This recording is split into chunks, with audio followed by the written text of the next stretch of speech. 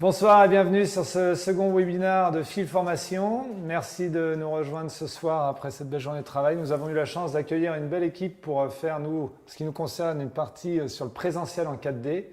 Et ce soir, il nous tenait à cœur, parce que nous avons de nombreuses questions à ce sujet-là, de discuter avec vous de la façon dont on intègre les différentes données dans ce nouveau monde, ce nouvel écosystème digital dans nos cabinets. Et pour cela, nous allons passer quelques minutes, Sébastien et moi, pour aborder différents trajets, différentes fonctions qui nous permettent d'avancer dans notre métier. Effectivement, c'est une question qui revient très fréquemment, que l'on a encore eu aujourd'hui. Comment gérer la superposition des données? Où, quand et comment? Comment est-ce qu'on fait pour avoir cette image avec les différentes données qui s'ajoutent? Eh bien, cela, c'est une très bonne question. Et on a souhaité, pour ce deuxième webinaire, rentrer directement dans le cœur du sujet, parler de récolter les informations, comment est-ce qu'on les récolte, comment est-ce qu'on les transmet, à qui on les transmet, comment elles seront superposées, avec quel logiciel, sous quelle plateforme, c'est vraiment des questions qui reviennent en permanence. Et puis surtout, c'est comment les utiliser in fine, parce que c'est la fin de tout ça, la finalité de tout ça qui nous importe le plus. Donc commençons par la finalité. Finalement. Comprendre cette finalité, c'est avant tout deux parties. La partie clinique, mais également la partie laboratoire. Et c'est ça qu'on va essayer de détailler ce soir de façon assez rapide. Vous voyez ici notamment l'outil Mojo qui va nous servir largement à détailler, utiliser, transmettre et explorer toutes ces données. Et plus encore, ce qui nous importe, Exocad également nous sert largement, c'est de travailler sur ces différents échanges. Et ces différents échanges que vous avez l'habitude d'utiliser, notamment avec votre laboratoire, entre la clinique et le laboratoire, des coups de fil incessants avec votre prothésiste préféré. Le numérique va nous amener encore plus d'échanges, avec notamment un nouveau concept qui est celui de l'échange entre le virtuel et le réel. Et on va passer beaucoup de temps à échanger, s'appuyer sur ces données pour faire des allers-retours entre le réel, notre situation clinique au cabinet, et le virtuel qui va être en permanence géré avec le laboratoire notamment. Donc la première chose à comprendre, c'est que ces superpositions de données qui nous sont très utiles pour différentes choses que l'on va évoquer dans une seconde, eh bien elles sont faites d'une part dans un logiciel de laboratoire au service du laboratoire pour créer l'ensemble des restaurations dont on a besoin, mais il existe des plateformes d'analyse pour les cliniciens, au doigt du clinicien qui va pouvoir ainsi bénéficier de ces superpositions pour faire ses diagnostics, pour faire ses arbitrages et pour envoyer au laboratoire. Donc tout de suite, vous comprenez qu'il y a deux parties qui sont absolument complémentaires, l'une et l'autre vont ensemble et ensuite c'est un ensemble de logiciels que l'on évoque dans une seconde pour pouvoir aboutir cela. Et tu en as parlé. Pourquoi est-ce que on parle de ces échanges? Ces échanges, ils sont très nombreux, du virtuel au réel et inversement du réel au virtuel, et entre la clinique et le laboratoire qui s'échangent des informations.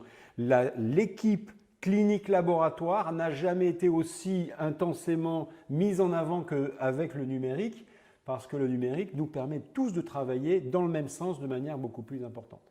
C'est ce que l'on avance dans ce concept 2D, 3D, 4D, et c'est ça qui est très important.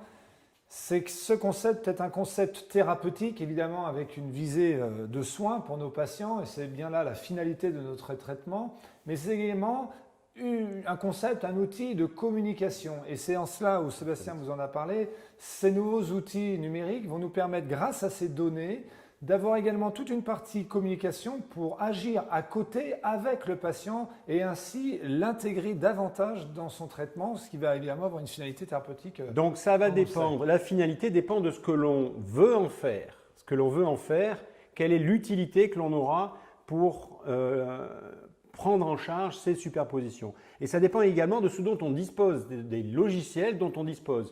Et il ne faut surtout pas se bloquer sur une utilisation. Je n'ai pas tel type de logiciel, tel type de plateforme, donc je ne peux pas utiliser le numérique. Non, surtout pas. On peut absolument utiliser tous ces outils en fonction de l'ensemble, le fait de le faire tous ensemble avec le laboratoire. Donc il y a un ensemble de données que l'on va transmettre au laboratoire et le laboratoire va faire les superpositions.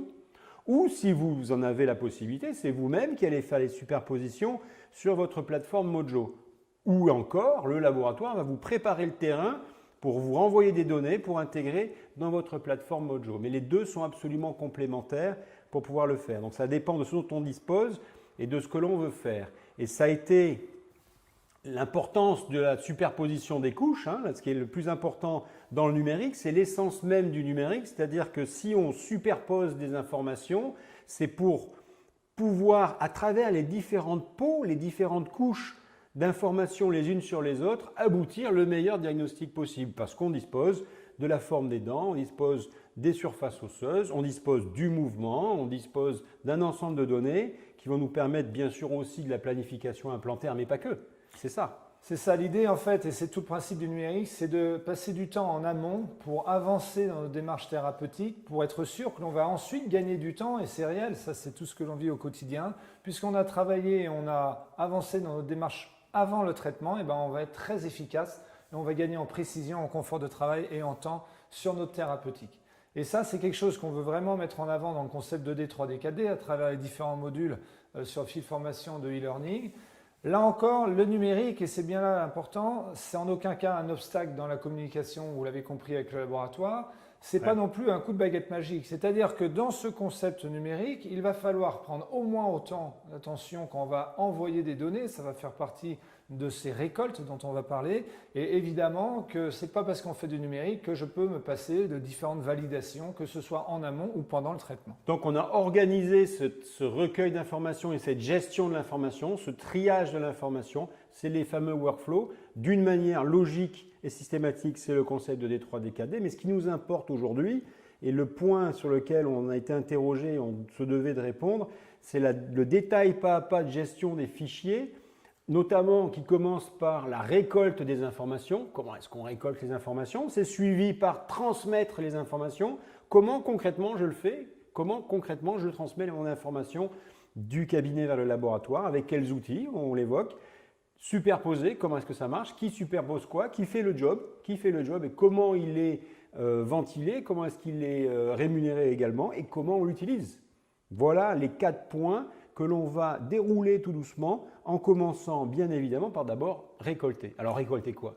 Des données, et on a tous eu entre guillemets plein les poches de ces clés USB, de ces cartes SD, de tous ces éléments, puisque le numérique c'est avant tout des données, des datas comme on dit, et peu importe le nom qu'on leur donne, vous voyez que ça peut être du point JPEG, ça peut être du point PLY, ça peut être du point DICOM, en fait c'est quoi? Ce sont des données numériques sous forme de photos, sous forme de vidéos, sous forme de capture d'écran, sous forme également de fichiers issus des caméras, avec ou sans texture, sous forme de fichiers osseux. Et tout ceci, en fait, va nous servir, et c'est là l'intérêt, c'est pas juste pour faire joli, c'est que tout ceci a une finalité aussi bien thérapeutique que de communication. Et à travers tous ces fichiers qu'on va passer, c'est vrai, notamment dans le module 1, on en parle largement, c'est cette première consultation numérique, on va passer un certain temps à récolter ces données, mais autant de temps gagné pour la suite du traitement.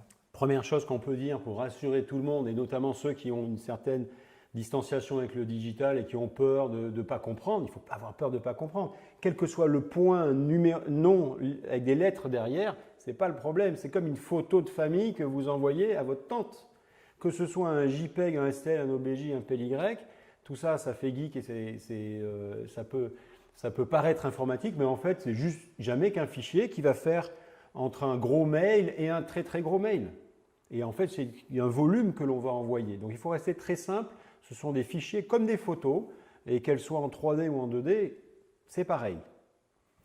On va le récolter sur le patient et on va le mettre où? C'est là où vous allez vous-même créer votre propre organisation au sein du cabinet. En ce qui nous concerne, chez Fil Dentaire, on a créé en fait un réseau informatique qu'on va appeler un NAS, avec une partie partagée avec notre laboratoire, une partie qui n'est pas partagée pour les raisons que vous comprenez aisément en termes de secret médical, et nous allons diffuser les informations dont le laboratoire a besoin, et eux-mêmes évidemment vont pouvoir diffuser largement leurs informations. Ceci est propre à notre clinique, vous pouvez tout à fait le créer à travers votre réseau internet classique avec votre box, mais vous pouvez également utiliser une arborescence type Windows ou autre. Peu importe, créez vous-même votre propre outil de partage de données, mais avant de partager, récoltez, sachez organiser les éléments. Et c'est là la principale problématique, c'est que si on n'a pas une certaine rigueur dans le recueil de ces données, ça va vite être éparpillé, on va avoir du mal à s'y retrouver, nous, les assistantes et secrétaires de laboratoire. C'est pourquoi on met en place ces protocoles qu'on décrit largement, pour couvrir et être assez exhaustif dans le recueil de ces données. Donc ça reste très simple, je prends une photo, je vais la mettre avec ma carte, dans tel endroit, dans Windows si on veut, au plus simple. Il y a des logiciels du reste, vous pouvez utiliser des logiciels qui permettent de trier et d'organiser ça. Il y a des logiciels d'exploitation de cabinet qui permettent aussi de récupérer les informations. Nous, le plus simple, et c'est ce qu'on fait au quotidien, on est dans une arborescence de Windows et avec des noms de patients. Et à chaque patient, par contre, c'est ça qui est important, on fait tomber dans le panier les informations que l'on a récoltées, que ce soit nous ou les assistantes. Et on est bien d'accord, on a des petits protocoles ou des assistantes dans la ST, on a noté sur un petit cahier, pensez à mettre l'empreinte STL prise de monsieur X doit aller dans tel endroit. Et quelqu'un va faire l'export et va le mettre dedans, à travers une clé, à travers, en général, c'est en réseau direct, donc c'est simple à juste poser d'un fichier à un autre. Et ça, tu viens de le dire, ce sont des photos très classiques, c'est une radio, mais ceci des empreintes, c'est aussi du fichier osseux. Donc c'est vraiment l'ensemble des données qui est mise en place dans ce dossier sous Windows avec le nom de M. Felin ou le nom de M. Letulier. Exactement. Donc d'abord, on récolte pour le mettre chez nous, pour en avoir, nous, la disposition. Maintenant, quand est-ce qu'on le récolte? Alors là, ça c'est une grande question. Quand est-ce qu'on récolte les informations? Pourquoi faire? À quel moment? C'est la raison pour laquelle on l'a organisé sous forme de concept pour que cette manière de récolter, elle se fasse de manière simple, logique et adaptée aux patients. Vous n'allez pas récolter plein d'informations inutiles pour un traitement qui n'en a pas besoin. Ce serait du temps et de l'argent perdu. Et donc, il y a une logique de prise en charge. Ça, c'est le module 1 de Fil Formation, avec à quel moment je récolte quelle information avec l'assentiment du patient. Et vous allez voir que le patient, on le fait largement participer à cela. Le patient, il est acteur de cette récolte d'informations et on va partager nos infos avec le patient aussi pour qu'il puisse en bénéficier. On ne veut pas surtraiter le patient, cela va de soi, on n'a pas besoin de couvrir l'ensemble des indications de ces données pour chaque patient, mais on veut néanmoins, grâce à un protocole rigoureux et on va coordonner tous les éléments, prendre suffisamment d'informations pour pas qu'il manque, et c'est souvent le cas si jamais on n'organise pas ça correctement, qu'il manque l'information, notamment des rapports intermaxillaires pour le prothésiste, notamment une teinte ou une photo initiale, qui vont nous empêcher de mettre en place ce traitement. C'est en cela que le concept 2D, 3D, 4D est un concept thérapeutique dans le sens où il organise une manière de soigner logique et systématique des patients et surtout un concept également qui l'accompagne de communication qui va nous permettre d'avancer sur nos deux jambes, c'est-à-dire qu'on prend le patient par la main, on commence par lui ouvrir les yeux avec des informations, des photographies que l'on lui donne et qu'on récolte, on lui demande son assentiment pour passer à l'étape d'après pour faire une simulation, en général il est d'accord, et ainsi on récolte nos informations au fur et à mesure que le patient nous donne son assentiment en termes de temps, en termes de coût et en termes de volonté de continuer à se faire soigner. Cette diapositive, elle est un peu compliquée, on ne va pas la détailler, c'est le cœur de l'explication du module 1 avec comment est-ce qu'on arrive à l'adhésion du patient à un plan de traitement, comment est-ce qu'on arrive à faire un plan de traitement cohérent, intelligent auquel un patient adhère. Et c'est ça tout le cœur du module 1 et c'est important à savoir, c'est la récolte des informations au bon moment. Alors comment récolter, mais surtout comment maintenant transmettre ces informations? Et bien là c'est très simple, soit on vient d'en parler, vous avez un réseau et c'est l'avantage du numérique en lien avec votre laboratoire, qu'il soit à Montpellier, à Paris, à Toulouse ou en Ukraine. Donc le numérique nous permet d'échanger même à distance. Nous avions cet après-midi des personnes qui venaient de Guyane et qui échangent largement avec les personnes de métropole, on les salue d'ailleurs. Mais de façon plus générale, comment transmettre? Ça va être avec des choses très simples. On parlait de la photo de mariage de Tante Tata, c'est par mail. J'envoie une photo, j'envoie une radio, j'envoie un fichier juste par mail. La seule limitation qu'on a, vous le savez, c'est le poids de votre mail, donc le poids du fichier de ces données. Rien ne vous empêche de façon tout à fait simple d'envoyer ces mêmes données par WeTransfer. Certains connaissent, d'autres moins, c'est quelque chose de très simple, de gratuit jusqu'à un certain point.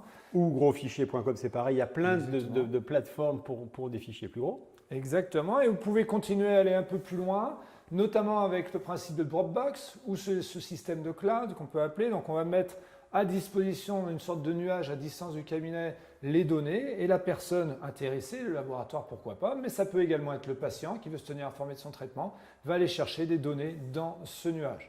Et puis maintenant, des logiciels un peu plus spécifiques, Sébastien, vont nous permettre d'avancer plus loin. Si on resimplifie les choses, vous envoyez un simple mail avec une empreinte. Un mail, il est cloisonné à 10 mégas en général. Donc, vous allez passer un fichier STL, il va passer par mail. Il fait autour de 10 mégas. Quelques photographies, ça dépend de la taille des photographies. Vous pouvez faire plusieurs mails, très bien. Maintenant, si vous dépassez ce volume-là, vous faites un WeTransfer, c'est facile à mettre en place. Vous formez vos assistants, votre secrétaire, vous le faites vous-même. Tout le monde peut s'envoyer ça jusqu'à 2 gigas, c'est gratuit. 2 gigas, vous pouvez en envoyer des informations. Et il y a d'autres plateformes que WeTransfer. Sur Dropbox, vous connaissez la formule de Dropbox pour certains. Vous avez un panier commun qui est quelque part dans un nuage et vous posez dans le panier, l'autre peut prendre et vous pouvez organiser ça avec votre laboratoire très simplement. Il y a énormément de laboratoires. Et effectivement, tu l'as dit, SmileCloud, c'est ça et plus que ça. Donc, c'est l'idée de transmettre et de partager des informations créées par Florine Coffard pour libérer en fait ces possibilités-là. Et vous avez une plateforme qui est un cloud organisé, participatif, dans le sens où vous allez pouvoir faire déposer dans le cloud tous les fichiers que vous le souhaitez et vous allez pouvoir mettre des photos, des vidéos, des fichiers STL, donc des fichiers en 3D. Vous pouvez déposer vos DICOM, c'est-à-dire dans vos codes BIM à l'intérieur. Toutes ces informations-là vont pouvoir être vues dessus, traitées, recropées si nécessaire. Et vous allez définir des gens qui ont accès spécifiquement à ces informations. Les gens, qui est-ce? Ce sont des designers de laboratoire. C'est votre laboratoire que vous connaissez en particulier qui peut se lier à cette plateforme-là, ou c'est d'autres designers que vous ne connaissez pas et qui vous offrent leurs services. Eux vont pouvoir récupérer les informations. Vous voyez que vous pouvez même mettre, bien sûr, la vidéo, mais votre charting dedans. Et les gens qui vont travailler sur ces dossiers vont pouvoir vous redéposer dedans le produit de leur travail. C'est important dans la notion de partage parce que vous allez pouvoir travailler en pluridisciplinaire avec un orthodontiste, avec un chirurgien pour avoir les mêmes informations et partager les informations aussi en pluridisciplinaire. Donc c'est un outil qui est organisé à cette destination-là et protégé. Donc c'est un outil qui, par contre, nécessite un peu plus de pratique et un abonnement. Donc, c'est un engagement un peu plus important parce que vous allez payer un abonnement qui n'est pas énorme, entre 20 et 60 € pour pouvoir bénéficier de ces services-là. C'est la version plus évoluée du partage d'informations. On en parle largement d'ailleurs dans le module 2 avec tout cet aspect DSD 2D pour toute la partie esthétique où on va faire un comparatif des différents logiciels qui nous permettent de valider l'esthétique du patient. Exactement, utilisant largement SmileCloud. On arrive dans la partie de superposition. Donc, on a pu s'échanger des informations avec le laboratoire ou avec un autre confrère. Maintenant, comment ça se passe? On l'a vu, la discussion du digital, c'est toujours une histoire de superposition.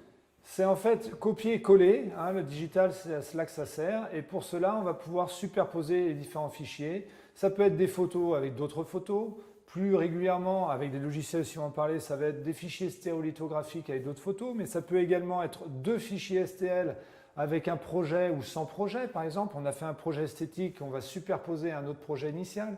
Et puis évidemment pour ceux et celles qui vont faire pourquoi pas de la chirurgie, mais pas que. Vous allez pouvoir superposer du fichier stéréolithographique, c'est-à-dire du fichier dent, avec la situation initiale et ou un wax, avec le fichier osseux, qui lui est un fichier DICOM. Donc l'idée, ce n'est pas superposer pour superposer, là encore. Vous pouvez vous en servir soit pour communiquer avec votre patient, que ce soit en réel ou en virtuel, avec des plateformes qui vous permettent de simuler le nouveau sourire du patient, donc d'être très motivant pour le patient. Et puis également d'un point de vue thérapeutique, puisque votre laboratoire va, lui, à but thérapeutique, je me répète, superposer les couches avec notamment des dents préparées qui vont ensuite être reconstruites à travers un projet prothétique validé en amont. Alors si on voit ici une procédure simple, ici qui est faite sous Exocad, mais que vous allez retrouver sous n'importe quel logiciel de prothèse, que ce soit Dentalwings, 3Chet, whatever, eh bien vous allez prendre deux fichiers qui sont différents des fichiers 3D, qui ont un repère orthonormé dans l'espace, c'est-à-dire qui sont positionnés dans l'espace de manière différente. Eh bien vous allez choisir par des points remarquables de l'un à l'autre. C'est ce que vous faites et ce qu'on voit sur la vidéo où on voit des points qui sont similaires sur l'empreinte à gauche et l'empreinte à droite, ou la photo à gauche et la photo à droite, ou la photo à gauche et l'empreinte à droite, etc., etc. On prend des points similaires et c'est le fait d'avoir ces deux points similaires de chaque côté, ces nombreux points similaires qui va permettre de rapprocher les deux images en 3D et les logiciels d'analyse 3D sont faits pour enrichir encore cette superposition et trouver des surfaces qui soient identiques et ainsi ce sera superposé. Ça, c'est réalisé dans tous les logiciels de prothèse. C'est le prothésiste qui le fait. Il faut bien comprendre en utilisant le numérique que tout est affaire de superposition, donc il faut garder des éléments spécifiques superposables. Il faut qu'il y ait des éléments remarquables à superposer à gauche et à droite. Maintenant que votre surface à gauche soit une photo ou un fichier 3D, c'est pareil, que ce soit deux fichiers 3D, et on va le voir avec quel logiciel, on va arriver au fur et à mesure à superposer tout ça. On peut continuer. L'idée principale, quand même, on nous pose souvent la question, c'est est-ce que c'est vous qui faites tout ça? Alors vous pouvez, hein, on salue 2-3 personnes et qui on pense qu'ils le font eux-mêmes, chez eux le soir ou dans leur clinique. Nous, la plupart du temps, c'est le laboratoire qui va faire ça. C'est l'infothésiste qui va avoir ses logiciels spécifiques de CAO, que ce soit Exocad, on le voit ici, ça peut être DentalWings, ça peut être Shape, peu importe. Et ces logiciels vont être une aide pour superposer, pour corréler les différents fichiers. Donc quand vous voyez des photos ou des vidéos avec des superpositions de différents fichiers, il faut savoir que 99 fois sur 100, en ce qui concerne le laboratoire Emotion Lab ici, ce sont les prothésistes qui vont superposer les éléments.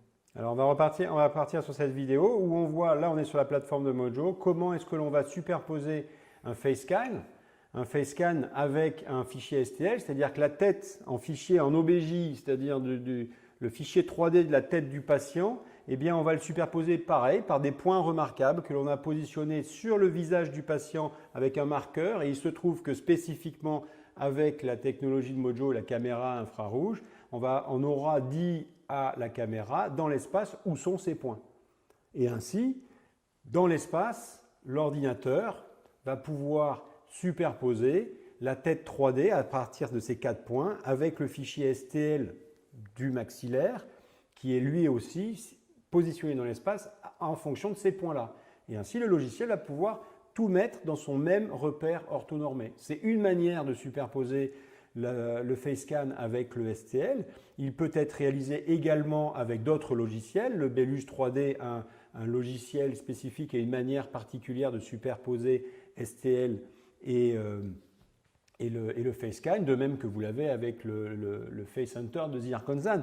Chacune des solutions techniques apporte une technologie qui permet de le faire. C'est un point très important parce qu'on a besoin de précision, on a besoin que ce soit fait simplement. Et là, c'est le cas.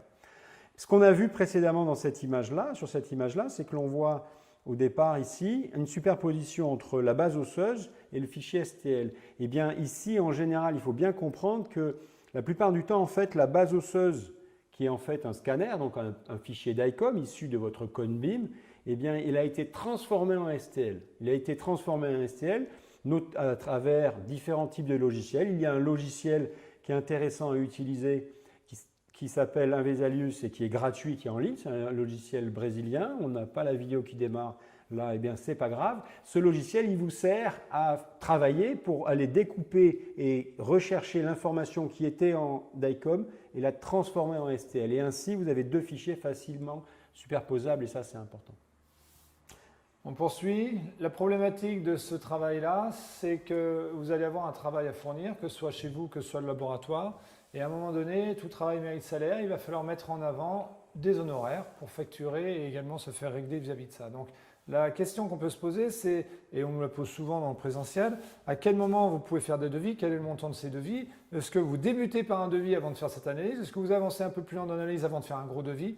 Et on en parle un petit peu. C'est notamment le projet de la première consultation dans cette logique de communication où on va partir d'un bilan numérique initial jusqu'à un bilan numérique complet pour arriver à une proposition de plan de traitement. Donc il y a un cheminement du patient qui comprend l'ensemble de la thérapeutique et qu'on l'on puisse lui dire, voilà, j'ai besoin de ces informations, j'ai besoin de 2 heures de travail, mon laboratoire va travailler pendant 1 heure, ça représente un coût, ça nous permet de faire notre expertise, notre analyse et ça nous permet de vous rendre des informations bien importantes. Sur le site de Fil Formation et le module 1, on a tout ce détail de comment est-ce qu'on amène cette discussion au patient pour que ça fasse une suite logique et comment est-ce qu'on utilise ces informations pour faire participer le patient à l'établissement de son projet de traitement. C'est ça qui est le plus important. Dans nos petits acronymes, vous voyez qu'on passe du bilan numérique initial au bilan numérique complet avant d'arriver à l'établissement du plan de traitement. C'est vraiment le plus important. Ce qu'on attend en fait, c'est une adhésion du patient au plan de traitement, des taux de conversion qui soient de plus en plus intéressants pour évidemment traiter nos patients et ainsi favoriser la réalisation et pourquoi pas aussi, si ça vous intéresse, investissement de logiciels et de technologies numériques. Tout ceci, c'est bien détaillé sur filformation.com. On bascule assez vite avant de faire venir notre special guest. C'est la réalité de la première consultation. La première consultation, elle commence déjà avec des informations qu'on a commencé à récolter, que l'on va partager avec le patient. Et du fait, en s'appuyant sur ces informations, on va pouvoir continuer à récolter la suite. Il va le comprendre, le patient.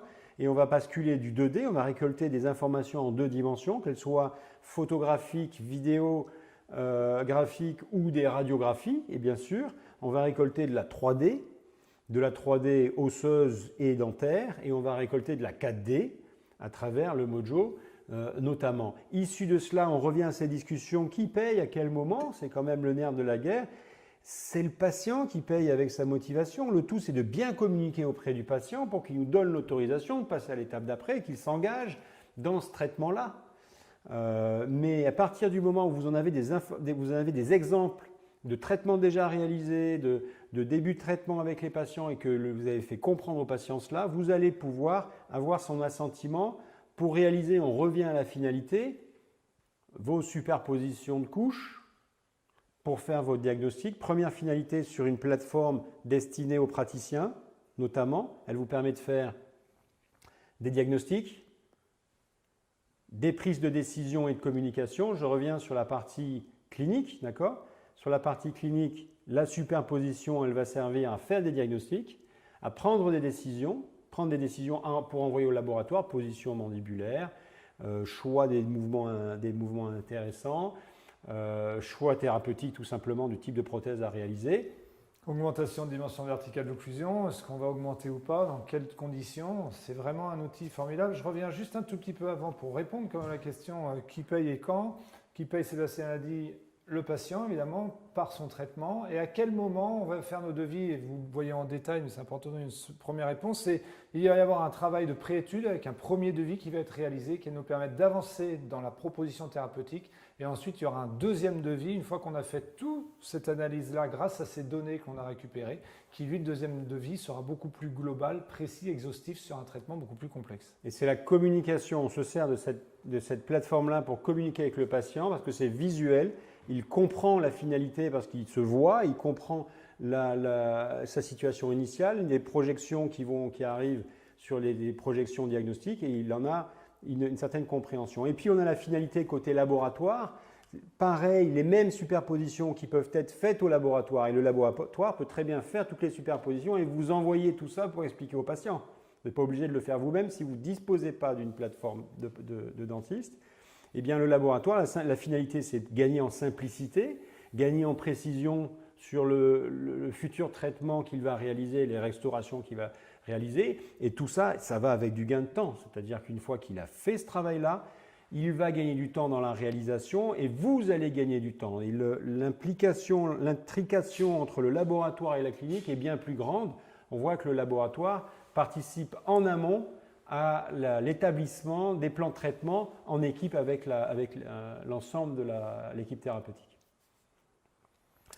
On va basculer sur une toute dernière partie sur ce petit webinaire. On va prendre 5 minutes si vous êtes encore très motivé, et nous le savons que vous l'êtes, pour vous présenter en fait la venue exceptionnelle à Montpellier de Cyprien Boca qui va, et vous allez le voir, nous faire le plaisir d'intervenir un tout petit peu pour vous présenter. Vous savez qu'on a un webinaire le mois prochain et la venue c'est le mois de mars. Là Yes. Tu lances l'enregistrement. Le 18 et 19 mars, on va réaliser ces 2 jours exceptionnels en accueillant un photographe international qui a une pratique de l'art dentaire extraordinaire. Et on va pouvoir, lors de ces 2 jours-là, aller au bout de la photographie. Ça nous tient beaucoup à cœur, notamment à travers le module 2D qui traite de la photo et de la réalisation des DSD en général. Eh bien, on va aller au bout de la chaîne et au bout de la discussion en invitant quelqu'un qui en a une très grande habitude et qui va pouvoir nous donner des informations sur la chirurgie, parce qu'on va faire du direct en chirurgie, et sur la partie collage. Je pense qu'on va pouvoir demander à Sipa de nous rejoindre. On a la chance de l'avoir avec nous là tout de suite. Hi Sipa. Hey guys. Hi Sipa, Hello. how are you? Sorry for being late, you know. No problem. It's actually a pleasure. And first of all, I want to thank you for inviting me and to allow me to be part of this. Pleasure. It was a big pleasure for me to stay here in lobby and to assist at your 30 minutes amazing presentation. And why I'm telling you this, because I don't even understand French. Okay. But Not I yet. can conclude that it was an amazing presentation, because I saw you working chairside in real life, and you guys are doing a great job and a good team. And I can understand that you are doing an amazing team and the same great job even in education and in online. Yes. I'm really happy to be here with you. And I said that I don't understand French, but I understood some keywords like 3D and 4D, and this makes me ashamed a little bit because somehow I'm an old school guy talking about only 2D. Yeah, you master the 2D. You are the master of the 2D. So this is why we are so happy to have you with us. And the first thing to say to the people looking at this webinar is to say, okay, so he speaks English. He's from Romania. Il est roumain, il parle anglais. Mais le roumain, c'est proche du français. Romanian language is close to French somehow. It's a Latin language. And during those 2 days, pendant les 2 jours que l'on va faire en mars, on va le faire en anglais. So we will do it in English for sure. And for the people that will attend to this, it will be in English, but we will have like a direct translation also in French for all the details. So on fera une traduction simultanée de l'anglais au français au cours de cet événement en mars. Bien sûr, on parlera anglais, mais on fera une discussion traduite. Sipa parlait, pour qu'on le représente, d'une journée où vous avez vu travailler Field Formation toute une journée entière avec Imad Gandour. On avait effectivement fait de la CFAO direct. C'est pour ça que Sipa était là. Il nous avait fait des magnifiques photos et vidéos. Et c'est pour cela qu'il nous dit également qu'il est ravi de voir qu'on ne fait pas que ça et qu'on a aussi d'autres choses à présenter. Ce qui est intéressant, Sipa est bien sûr au courant, c'est qu'il va y avoir de la chirurgie, il va y avoir de la prothèse collée. Tout ceci, en fait, c'est du direct. Sébastien, moi, d'autres praticiens vont travailler. Sipa va venir filmer, prendre des photos avec justement des techniques bien spécifiques propres à tel ou tel acte. Et nous aurons en plus notre vidéaste que nous saluons, Benjamin, qui sera derrière, entre guillemets, avec un grand angle, pour qu'on puisse vérifier en direct ce qui se passe. On est dans un nombre de personnes limité pour cette journée, ces 2 jours exceptionnels. Et vraiment, on a hâte de retrouver Sipa. So, as said Jocelyn, we will have like a live streaming on direct live patients. That's right. And this is somehow the way we like to do it. Like when you came, it was a live direct patient. It's always better to see the thing in real. And that's right. This time, we will have the photographer being photographed. The videos being in video, because you will be working. I'm not used to be in front of the camera, but yes. I can manage it. And it's good that things will happen like this because in real life, sometimes things are not the ideal ones. Yeah. So it's good for the attendants, for the participants to see exactly what's happening during day work, because it will be actually everything will be live and everything will be happening at that point. So it's a challenging project for me as well. I'm very excited. There will be 2 intensive days. I'm looking forward for this. And I can't wait to share everything that I know with everybody there.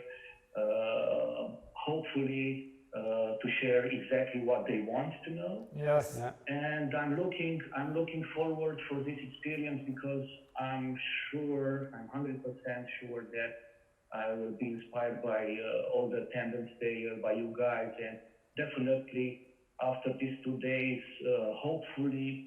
Not only the attendance pictures will be better, but also I will be a better guy, a better photographer, and going home with a nice experience. Because I love Montpellier. I already been there. Congrats for everything that you do with Field and Tear, with Field Formation now. And it will be a pleasure to be back. Yes, Thank you. That's great. So we will have, before these 2 days in March, we have scheduled a webinar, the next webinar, le prochain webinar. Il va être ensemble for 20 minutes, 20 to 30 minutes. During those time, this time, le 11 février à 19h30, so the 11th of February, we will get into the detail of the program we will be able to share the pre-op of the patients and having this exchange on the organization. De manière à tout montrer, le 11 février, 19h30, on fait un webinaire ensemble, en direct, en discutant, and it will be like a training for us in our exchanges, and so that we will have a very precise schedule. We will be able to give the timeline of what we will be doing during March. Il faut imaginer que c'est une organisation très complexe. It is a very complex organization of what we pretend to do in March, because it's 4 direct lives and with a part of theory before each live, so that SIPA will be able to give all the presets, c'est-à-dire donner juste avant chaque live, il va pouvoir nous faire une petite partie de théorie sur les pré-réglages des appareils photographie, la position pour le faire, etc. On rentrera dans tous les détails. Du concret, du concret, du concret. We are very pleased to get on this adventure with you. I'm looking forward again for this. It will be, first of all, a nice experience for Thank me you. and hopefully for you guys and for all the people participants. there, yeah. I hope we will make 2 memorable days. I think so. I think so. We will work hardly on it before to get it prepared. Thank you, Thank Stepan. you. Thank you. Thank See you you next very much. month. See you on 11th of Yeah. February Yes. for 20-30 minutes of live discussions, and hopefully at the beginning of spring in March. Exactly. It will be a great day, a good night. Okay. Bye-bye. Thank you, bye-bye. Nice evening, guys. Bye, thanks. Thank you. Bye. Bye. Donc on se retrouve le 11 février 19h30. On a fait volontairement un peu plus tard pour avoir un peu plus de temps pour se préparer. Et à ce moment-là, on rentrera dans le détail, on commencera à donner beaucoup d'informations sur ces 2 jours qui sont absolument extraordinaires. Et on vous invite entre-temps à nous rejoindre. On a 20 places en physique. Évidemment, Un peu les moins gens qui maintenant, seront là en physique, ils auront plus de possibilités de poser des questions, d'être autour des patients. Et on va pouvoir avoir cette expérience novatrice, parce que jusqu'à maintenant, on n'a pas vu ça fait ailleurs, en fait. Donc on est ravis de l'inventer avec vous et pour vous. Merci d'être resté. Passez une très bonne soirée à 11 ou plus tard. À très vite. Ou avance sur Fil Formation, suivez avec les newsletters et le e-learning. Bonne soirée. Bye bye.